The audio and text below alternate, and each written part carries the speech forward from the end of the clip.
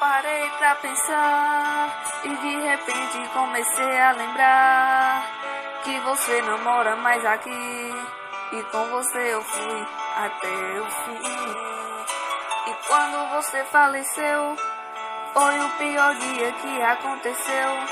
Até meu coração se entristeceu. Foi o pesadelo dos sonhos meu. Enquanto a família chorou, eu me encontrei chorando em oração. Queria forças pra lutar e para acalmar o meu coração. Não te esqueço jamais, quero que você descanse sempre em paz. Vou te confessar agora, Wolverina, com você eu aprendi o verdadeiro sentido da vida. Algum tempo faz agora, é de tanta tristeza que meu peito chora.